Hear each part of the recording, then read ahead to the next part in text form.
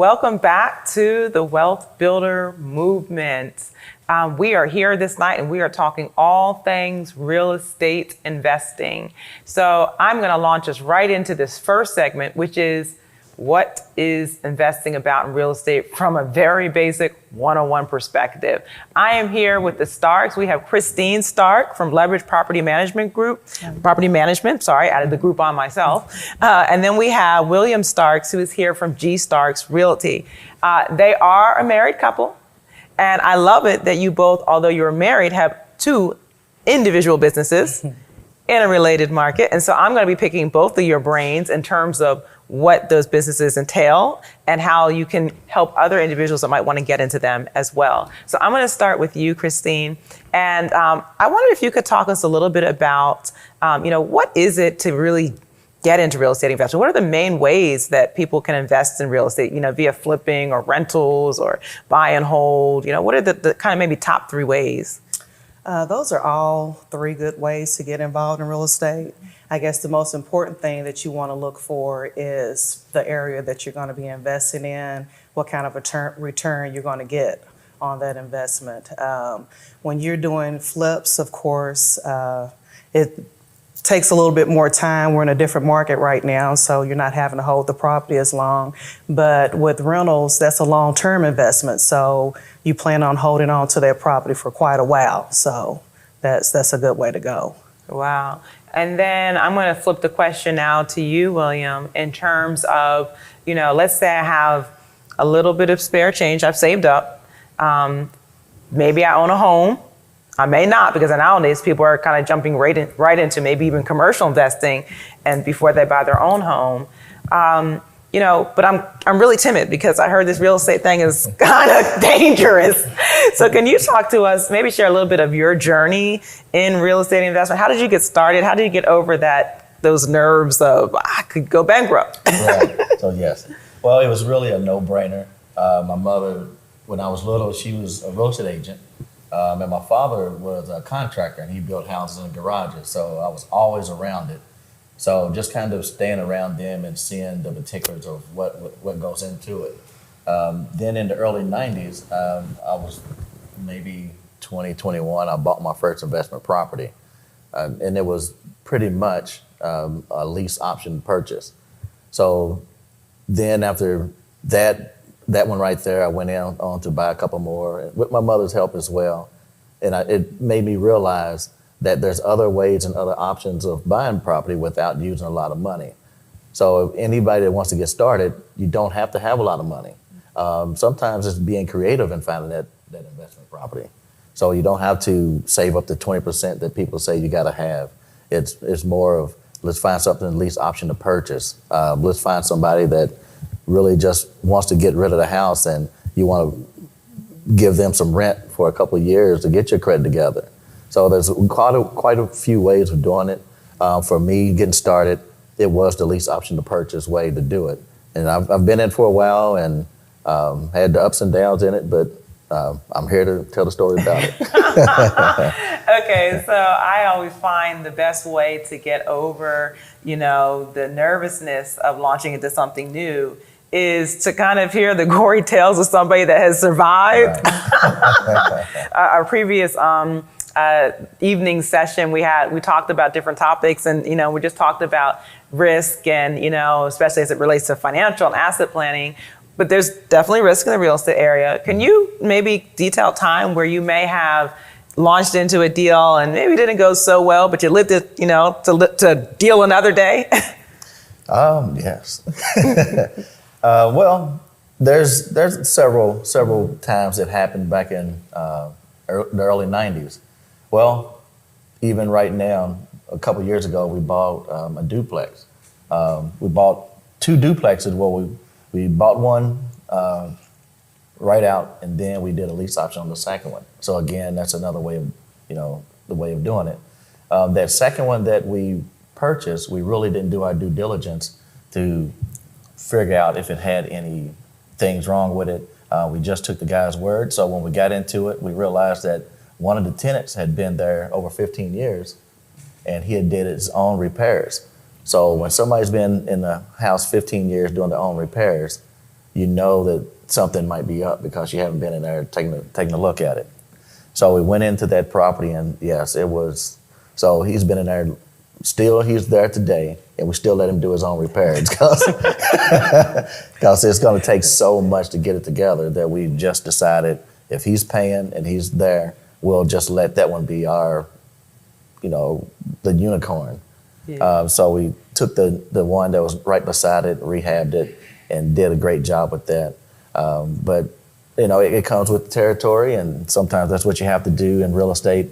But you always got to find the thin line and the silver lining behind it. So. Wow. And that, that situation you just described kind of takes me back to this whole concept of property management. And Christine, can you describe, A, what is property management? And B, even if I'm not going through a property management company, if either you hire somebody or you become a property manager, can you talk about, some of the things that people unknowingly get into and not understanding what property management is? I think one of the things that people decide to manage their own property don't realize is the time that it's going to take. It is going to be a second job for you. You're going to get phone calls in the middle of the night from tenants that have leaky toilets, air conditioners went out, and the tenants expect to have those things resolved immediately. Unrealistically, a lot of times you can't. So that's the biggest thing, is knowing that if you're going to manage your own property, you're going to be having a second job. I always think it's best to hire a property manager. Leverage Property Management, we're a full-service property management company. We handle maintenance requests, we collect rent, deposit those funds back into the tenants, the owner's account. But the biggest thing that we offer those owners is freedom. They don't have to worry about their phone ringing in the middle of the night or tenants being upset with them because their issues aren't being taken care of, because we have the ability in order to address all of those issues. So that's why it's good to have a property manager. Wow. And speaking of kind of, again, property management, one aspect of not necessarily technically defined as property management, but maintenance of a property is getting into something and not realizing that, you have to have some money to keep up on that side of things as well. Absolutely. You need to be able to make sure that you're setting that money aside, especially if you're managing yourself. It's easy to collect that rent and just go spend it, on whatever you desire to spend it on. But it's very important to make sure that you take some money and put it aside, because the central area is going to go out. You're going to have a roof leak. You're going to have issues with the toilet where you're going to have to make repairs. So if you're not setting any money aside, you're setting yourself up for a headache later on down the road. Wow. So William, speaking of headaches, the real estate market right now is great for sellers. Yes, it is. Maybe not so good for buyers. But at the same time, has COVID opened up any new deal possibilities? I mean, is there a niche of greatness for somebody in this market, or are we all doomed? Well, the good part about real estate is it is one of the solid investments that's still around. I mean, the stock market goes up and down, but real estate is still one of the solid investments. So you have a lot of people that are moving from stocks over to investments, just because the simple fact that we're doing so good in investments. On the other side of that this is a new type of market. No one has come across COVID before, so we're still learning as we go to see what's going to happen. But I predict that the housing market is still going to be straight till next year at least. And the money that the government is putting into the system as well is going to help out. So I think we're going to be great with it. There's not a lot of new ways to do real estate, but the old ways are still working. They do have some 100% financing right now that help out. So I think we're doing great with it. We're doing great in real estate. It's going to be here for a while. Wonderful. So I want to stick with you, William, for a second and ask about, kind of going back to that question about what are the different ways that we can invest. And I know on HGTV, flipping seems to be the only way to go. Is it really as easy money as they make it seem, when they got the twins doing it. No, it's not that easy. Man. But it can be. But I will say when it comes to investing, you got to realize when you start out, and this is where any young investor wants to start out, you gotta start out, what way do I want to do it? Do I want to be an investor and buy and flip, or do I want to be someone that's going to purchase a property and hold on to it? Because that determines what kind of money that you can go out and get. Right now, there's so many avenues of getting money that if you're going to buy a home and flip it, it might be best to get a hard money loan because you're just going to hold on to it for a couple months, maybe 4 months at the most, and then flip it and give them the money back. If you're going to hold on to it and be a renter, be a landlord, then you might want to get that traditional loan and have it for 15, 20 years and pay a small interest rate. So there's ways to do it. You just got to start out in your own lane, and whatever your income and whatever you have saved is what's going to determine. Because if you, like Christine was saying, there's always going to be something that's going to break, the furniture's going to go out, and if you don't have any money starting out, then you might want to flip it, make some money, and then rent out the next one. Oh, nice. So we're just about out of time, but I want to get into this whole marriage dynamic, because anytime you have a business and you got family business, and although we got two businesses going on here, I am under no delusion that we don't have both hands probably in both businesses, as most families go. I am not married, but I have siblings, and I now have siblings involved in my businesses.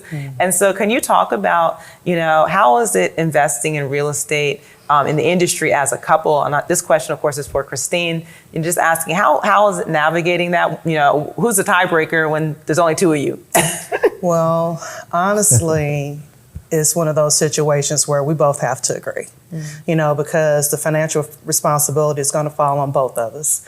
And if he thinks it's a great deal and I don't think it's a great deal, then we're not going to push forward on it. And if I think it's a good deal and he doesn't, then we're not going to push on it. We both have to see eye to eye on this, because this is not something that you take lightly.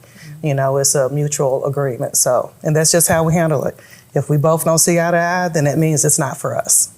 Wow. William, does it help that you both are very knowledgeable in the area? It's not like one person you're trying to have to educate them. Does that help?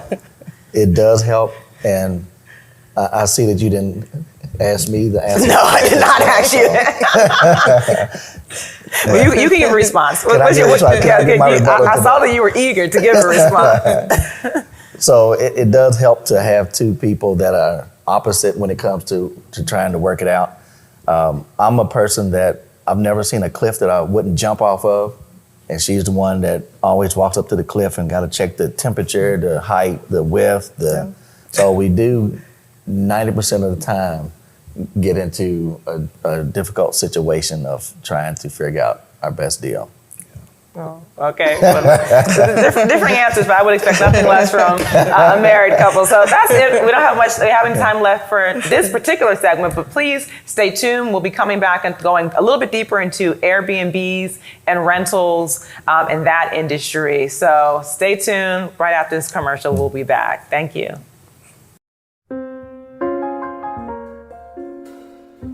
We are proud to bring together university resources, Tier 1 level research, and residents as expert collaborators from West Louisville neighborhoods. Why West Louisville?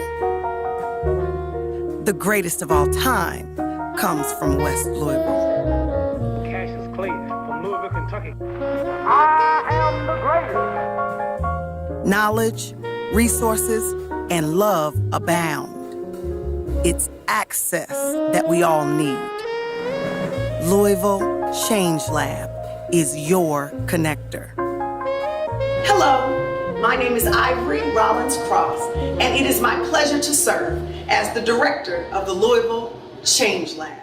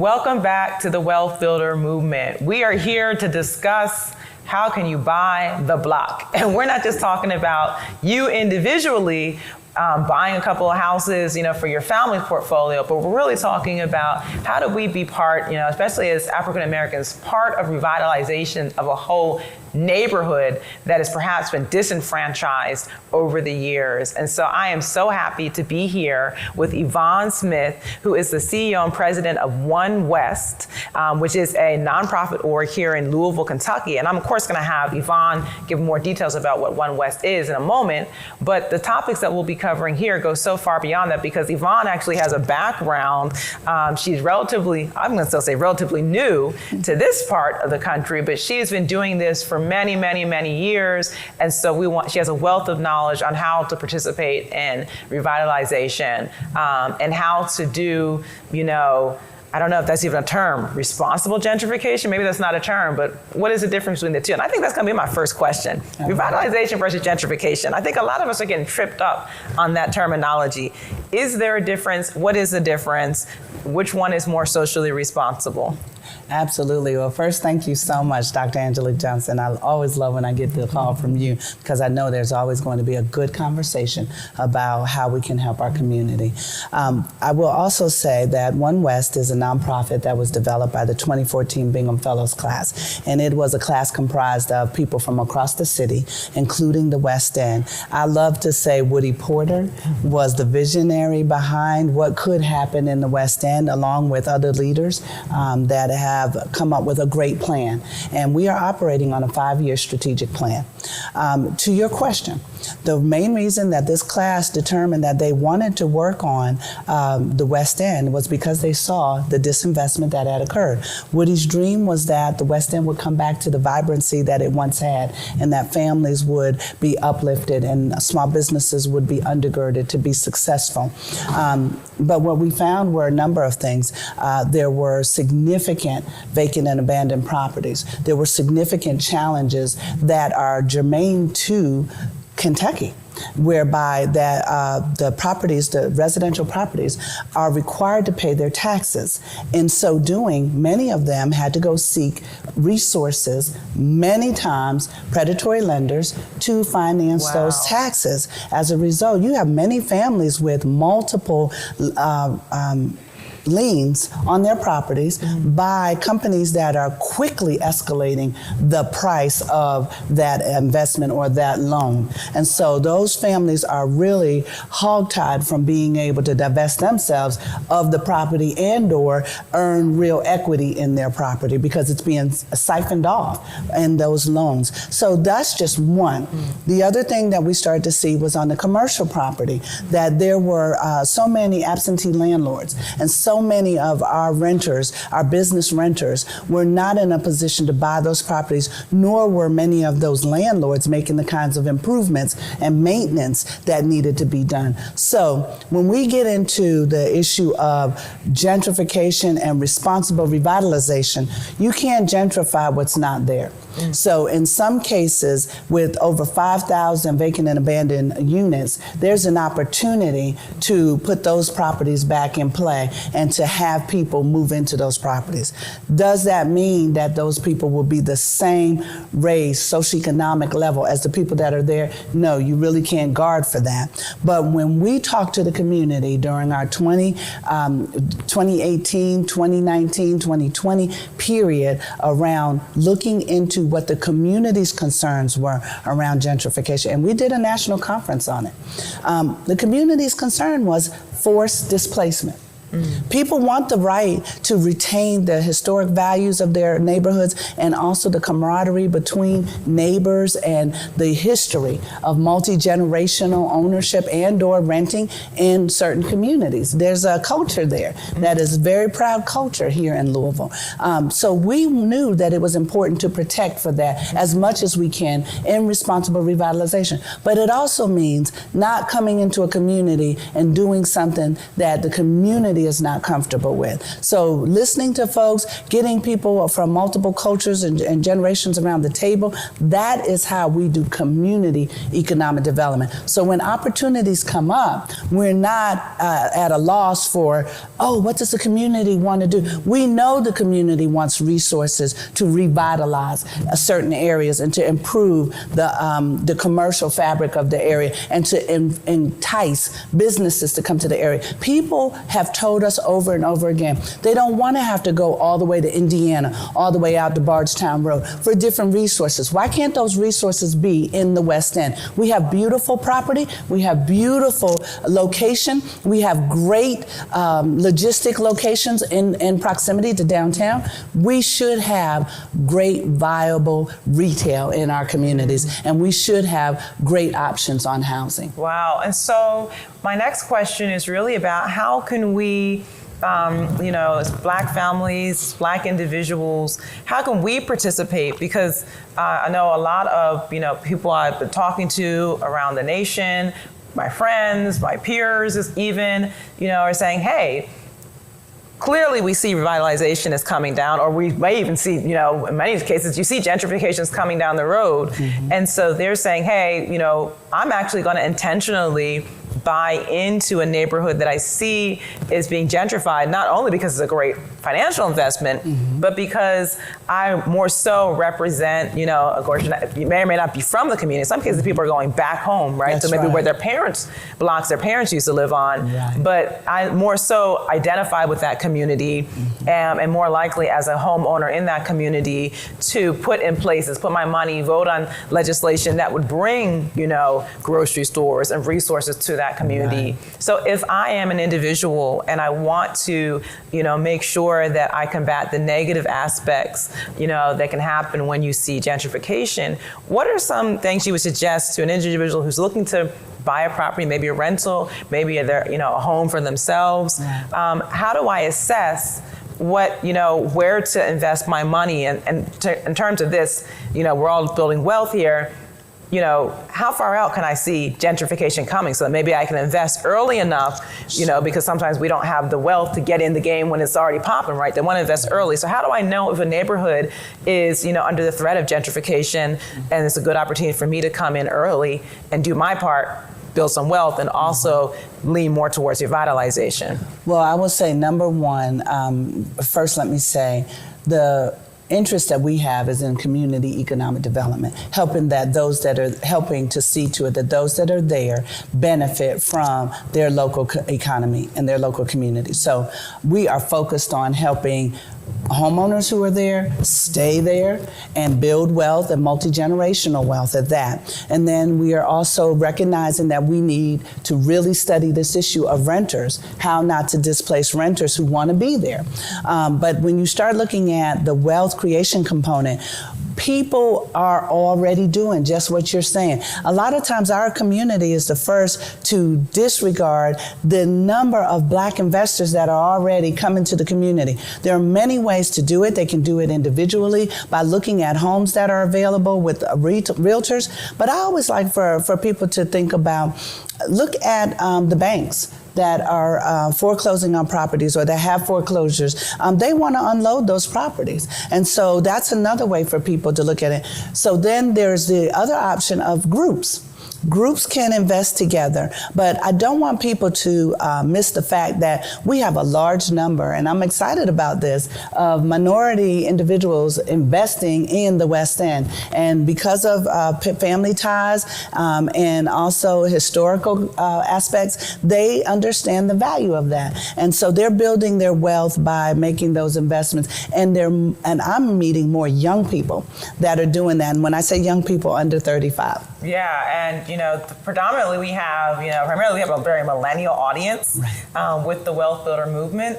And, we've been talking a lot about, Louisville and the West End of Louisville. And for those, again, our audience members that may not be familiar, the West End of Louisville is a historically Black part of town and predominantly Black part of town even today. But we know in every city, the one you're in has such a neighborhood, a disenfranchised neighborhood, where there's, an opportunity for revitalization, a need for revitalization, but also to protect the interests of those that are living in those communities that have been there, for generations. So as we talk about this, and we only have time for one last question, but you have not only been based in Louisville, did you see the same things in Ohio?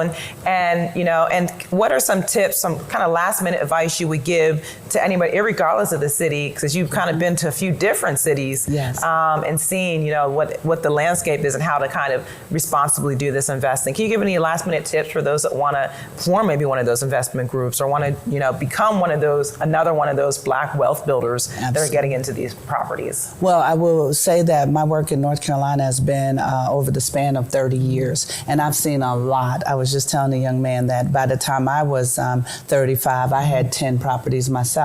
And being a single mom at that time, it was very interesting. I was buying estate properties. So as estates were for being foreclosed on, or as the estates were selling off properties, I was able to buy. So I think that it is imperative that people begin to think about the long-range plan, because it definitely is happening all over the country.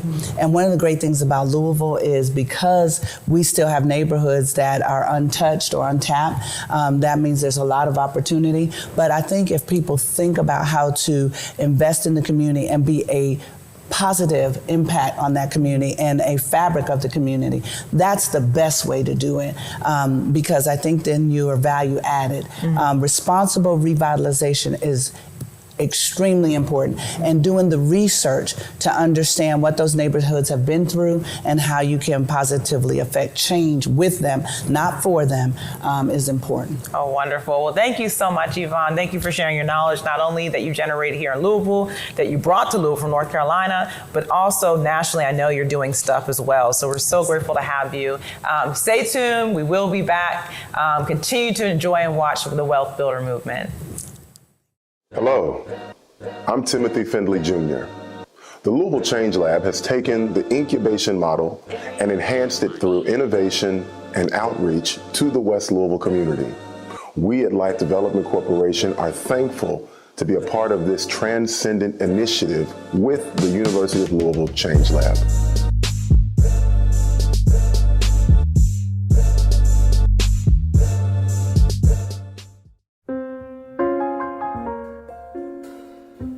We are proud to bring together university resources, Tier 1 level research, and residents as expert collaborators from West Louisville neighborhoods. Why West Louisville? The greatest of all time comes from West Louisville. Cassius Clay from Louisville, Kentucky. I am the greatest. Knowledge, resources, and love abound. It's access that we all need. Louisville Change Lab is your connector. Hello, my name is Ivory Rollins Cross, and it is my pleasure to serve as the director of the Louisville Change Lab. The Wealth Builder movement isn't about money, it's about peace of mind, hope for the future, and fulfilling your God-given purpose. You are a wealth builder. You're looking to launch a new business, invest in your community, make systemic change, and actionable plans. You are a wealth builder, but you can't do it alone. Join Wealth Builder Movement, an online collective advancing Black and brown wealth together. By joining our Facebook group and YouTube channel, you will learn from, invest with, and leverage others. Wealth is a group activity. Work, create, and build with others. Join the movement, the Wealth Builder movement.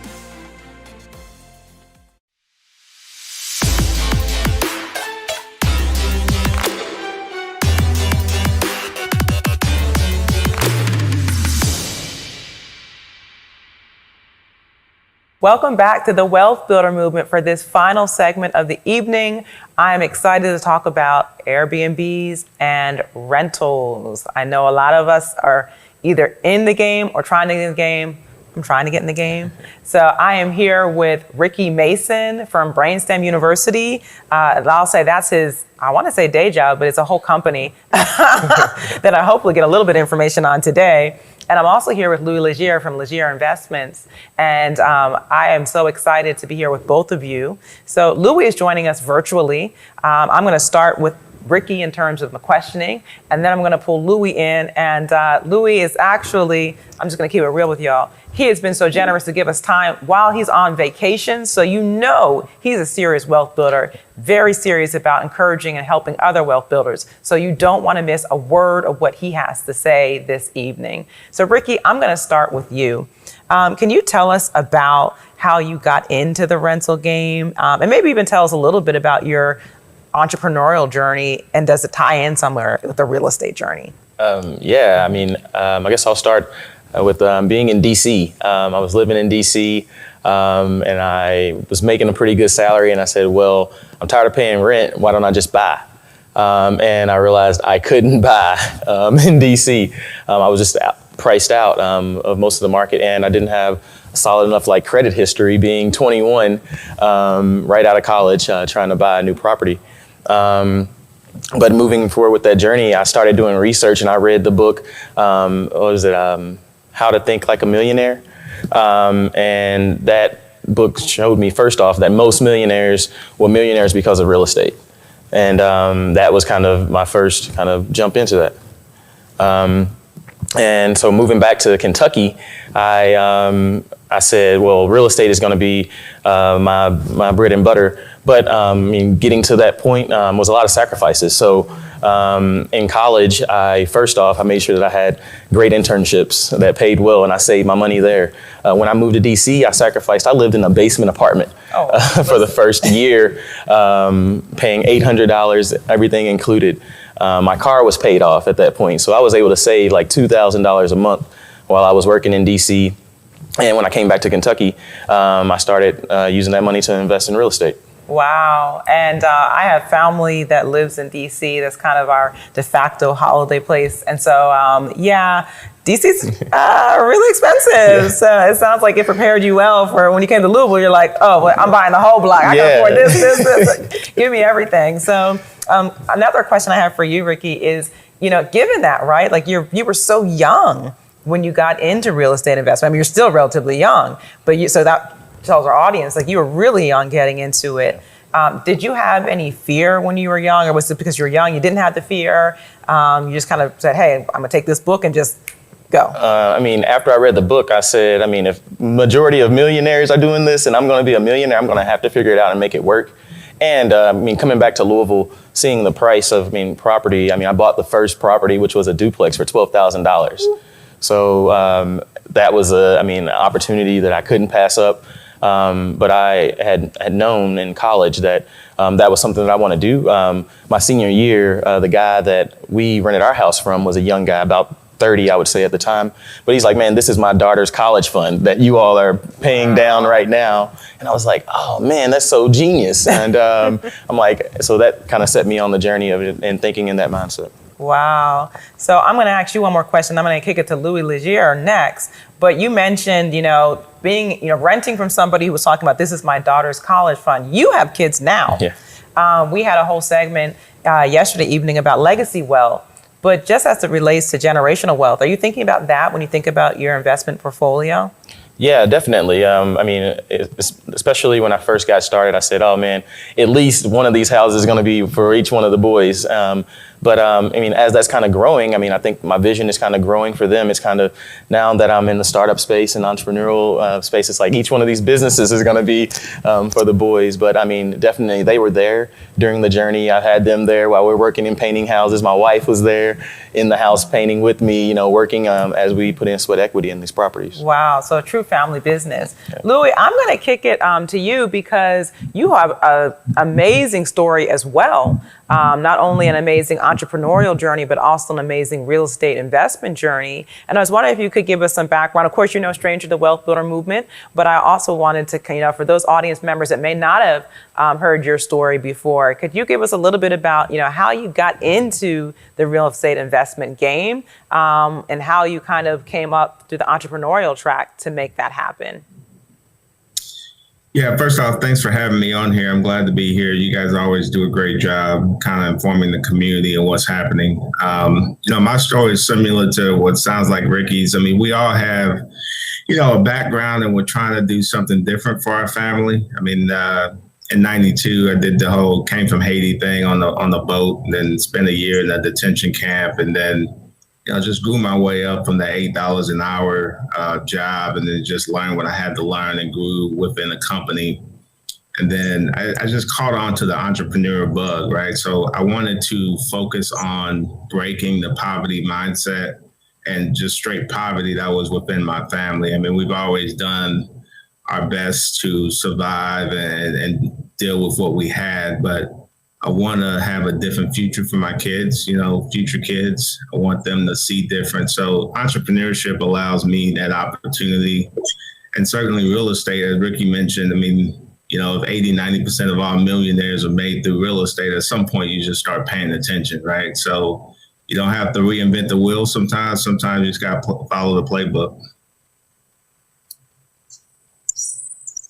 Both of you had that same kind of awakening that, 80-90% of millionaires, you cannot become a millionaire if you're not in real estate, And we know, we're being facetious, of course, we know that there are many ways that people become millionaires. But what I'm hearing from both of you is that, you cannot deny that I think it's like over 80% of the wealth in the United States of America comes from real estate. I think it may even be over 90% comes from real estate investment. So I want to focus us a little bit more specifically now on the rental game, because both of you in different ways, some ways the same, but in different ways, as I want to emphasize, are in the rental game. So Louis is in the rental game on the Airbnb side. You may also have Airbnbs as well, I'm not familiar with, but you certainly had rentals. And so I want to start with Ricky in terms of asking, what was your first rental property like? How did you find property management of that? And what are some things you think people should be keeping in mind when they're out here buying rentals and trying to manage tenants? My first property, as I mentioned before, I bought that one for like $12,000. Put in sweat equity. I think we bought about $2,000 to $3,000 in material, but I learned how to work on houses. I learned plumbing in that house. I learned how to lay carpet in that house. I learned drywall in that house. I learned a lot about the process of renovating a property in that property. I mean, and we got that rented for $1,100. 3 months later, got that rented for $1,100, and I had the bug then, so I bought the next one, a duplex in Old Louisville. Got a heck of a deal on that one, around $30K. And that one was the biggest project to date, I guess, still. But that was a complete reno from homeless people living in the first floor when I bought it. The second floor didn't need as much work, but we had to do the full deal, all furnaces, all hot water heaters, plumbing, electric.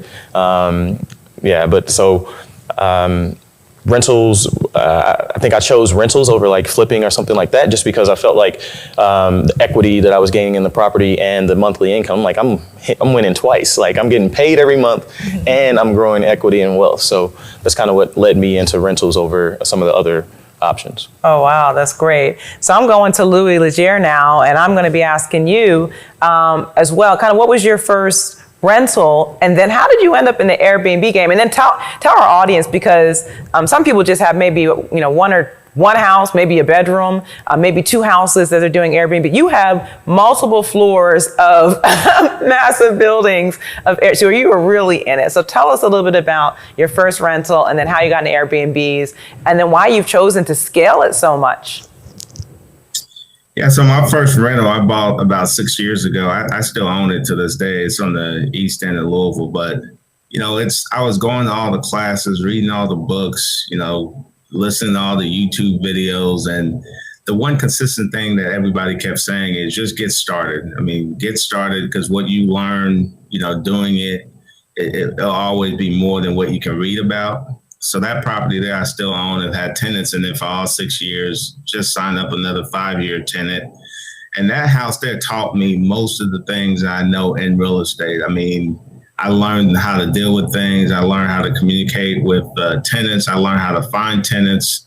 I learned how to weed through the applications and things of that nature. So I do have some long-term investments as far as real estate. And then for the short term, we're now currently up to 50 units and we're climbing. We want to get to different, right now we're downtown Louisville around all the destination areas. We want to get to other areas in our city as far as like places that people will visit. So we have a national/international plan, Lord willing, that we want to grow to and be to. So myself and my company, we're big on fixing a need. I mean, as I was traveling West Coast, East Coast, international, I just saw that we didn't have the short-term rentals at scale in Louisville, Kentucky. So if there's a problem and I'm trying to talk to others about, hey, we should do, short-term rentals at scale. And at that time, the banks just didn't quite understand and still learning what that was. So there's only so many times that a person like me will ask. At some point, you just go off on your own and do it on your own. So I started self-funding one by one, and then now we're up to the 50 and looking to get more in the upcoming weeks, months, and years. Wow, that's amazing. So started with 1 all the way up to 50 on your way to a national plan in this area. I mean, that's just phenomenal. I mean, both of you are just doing things and again, both of you started very young. And I keep emphasizing that because just like people say, hey, if you're gonna, start saving for retirement, if you're only invested in a mutual fund, this age or that age, people have to understand real estate is the same. If you only get in early enough, you take that equity that you get from your early deals and it just starts compounding, and then you get bigger and bigger and bigger and bigger deals, and you end up with, 50 Airbnb units and a whole national plan. So I think that's phenomenal. Well, we don't have much time left, so I kind of wanted to get from each of you, I'll start with Ricky, really briefly. Can you give maybe 1 or 2 actionable things that somebody watching today could do if they want to launch into the rental industry? Yeah, I mean, first off start figuring out what you can sacrifice and where you can save more money. Having that down payment to get into that first rental is going to be great. Or if you're young, kind of like we were when we got started, house hacking is a key. Or even renting a property and renting out rooms to your roommates. If you can leverage your credit or your high income to rent a 4-bedroom rental and rent out 3 of those rooms, then you just decreased your expenses right there. So start figuring out ways that you can increase your income so that you can have a down payment for that rental, however you're going to do that. Secondly, just start figuring out what type of lifestyle you want in the real estate market. If you want to do rentals, I chose that because that's long-term money. I'm making money monthly, but I'm also growing equity as they pay down my mortgage monthly. Or if you want to get into flips, which I think a lot of people try to jump into that and they're like, okay, I'm going to make a lot of money at one time. But when you're doing those flips, you got to realize that that's like a 6 to 8 month maybe plan that you're on. So they made 100,000 in maybe 8 months or a year working on that flip. So you got to kind of put all that into perspective when you're kind of thinking about getting into real estate. Wow, that's some really great advice. Louis, do you have any last words kind of in terms of advice for those that want to get into the Airbnb business? What are the different ways that they could do that? Yeah, I mean, the biggest advice I'd give to everybody is, I know this is the Wealth Builders Conference, right? But you got to figure out what your definition of wealth is. I mean, not everybody wants to be a millionaire. You could just aspire to give your family a better life. So from the short-term rental business, you don't have to think, okay, well, I can't get to 50, right? You got to simplify the business model and just think, okay, a lot of people actually, one of the most profitable areas in short-term rentals is actually renting out a couch or a room. It's not actually a whole apartment or a whole house. So you start small where you can rent out a couch, you can rent out a room on your property, and to where you get income coming in that way. And, you charge $35, $50 a night and get a few bookings a week. And then that way you can generate cash, and then you can kick over to Ricky's plan because that helps you get the down payment to actually acquire a property at that point, right? So Both plans are great. You just got to figure out your definition of wealth. But most importantly, it's about taking care of yourself and your family and then get started. I mean, putting it off and putting it off, eventually you're losing, time that's very valuable to you and your family. So takeaway for the night, get started, stop putting it off, jump in, don't worry. So I'm so glad that you both have joined me for this evening segment. And I want to encourage our audience to please stay tuned. Tomorrow evening, we're going to be talking about entrepreneurship. We're becoming the entrepreneurship ecosystem for Black businesses. We're going to be talking about how do you launch a business. And we're even going to be talking about how do you go from a concept to a corporation. So we'll see you again tomorrow night. Stay tuned and continue building wealth.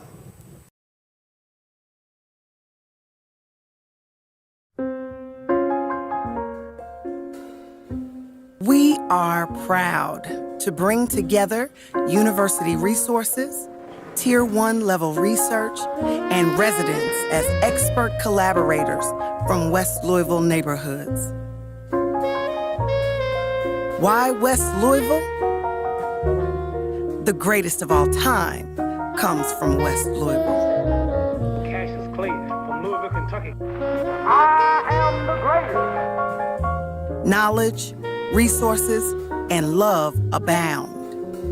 It's access that we all need.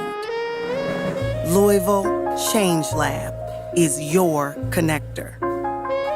Hello, my name is Ivory Rollins Cross, and it is my pleasure to serve as the director of the Louisville Change Lab.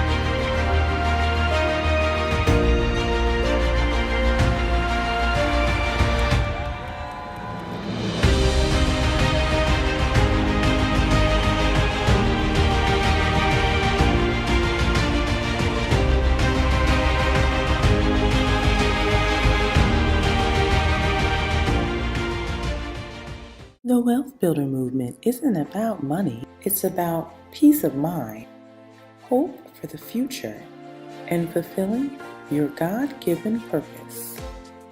You are a wealth builder. You're looking to launch a new business, invest in your community, make systemic change, and actionable plans. You are a wealth builder, but you can't do it alone.